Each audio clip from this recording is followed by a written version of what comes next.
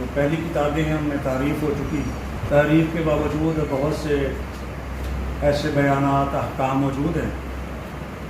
جو اصل حالت میں موجود ہیں، تعریف کے باوجود بھی ان پر ایمان لانا ضروری ہے۔ بالخصوص تورات کے حوالے سے قرآن نے کئی مقامات پر یہ بات کہی، جیسے نبی علیہ السلام کے حوالے سے کہ یجدونہ مکتوبا عندہم فی التوراۃ والانجیل، کہ نبی علیہ السلام کا تذکرہ وہ لوگ تورات اور انجیل میں لکھا ہوا پاتے ہیں۔ اور اس طرح قصاص کے احکام کے حوالے سے فرمایا وَكَتَبْنَا عَلَيْهِمْ فِيهَا أَنَّ النَّفْسَ بِالنَّفْسِ، کہ یہ احکام جو تورات کے اندر موجود تھے قرآن نے ان کا ذکر کیا کئی اور مقامات پر بھی۔ اور جیسے ہی کہا کہ نبی علیہ السلام کو ایسے پہچانتے ہیں جیسے اپنے بیٹوں کو پہچانتے ہیں، تو ظاہر ہے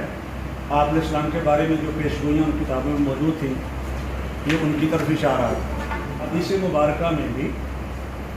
بہت سی ایسی چیزیں موجود ہیں کہ جو تورات کے اندر بھی موجود ہیں، اور بعض احادیث میں یہ بتایا گیا ہے کہ یہ باتیں تورات میں موجود ہیں۔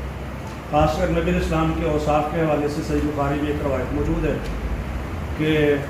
تورات میں جو نبی علیہ السلام کے اوصاف بیان کیے گئے ہیں وہ یہی ہے، بلکہ وہ جو قرآن نے اشارہ کیا کہ نبی علیہ السلام کے صحابہ کے اوصاف بھی تورات میں اور اسی طرح انجیل میں موجود ہیں۔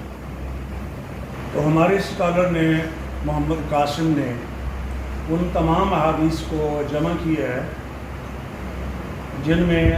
تورات کے ریفرنس سے بات کی گئی، تو انہوں نے جو تحقیق پیش کی ہے، جو روایات جمع کی ہیں، اس کی تحقیق تو ظاہر ہے وہ ہم سے بہتر جانتے ہیں۔ ہمارے اساتذہ کرام نے ہمیں یہی بتایا ہوا ہے کہ جس آدمی نے ریسرچ کی ہے وہ دوسروں سے زیادہ اس معاملے میں یا اس فیلڈ میں علم رکھتا ہے، تو اس کے پاس زیادہ علم ہونا چاہیے چونکہ وہ اتھارٹی ہے اس ٹاپک میں۔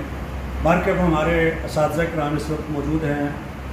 جو ایگزامینرز ہیں ان کے مشرف بھی موجود ہیں، تو وہ ان کے کام کو ایویلیوٹ کریں گے۔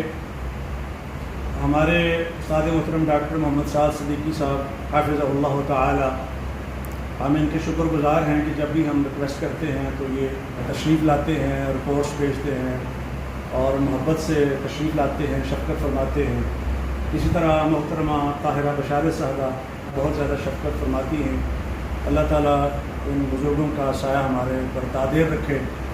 اور ہمارے ساتھ جو شفقت فرماتے ہیں اللہ تعالیٰ اسے اپنی بارگاہ میں قبول و منظور فرمائے،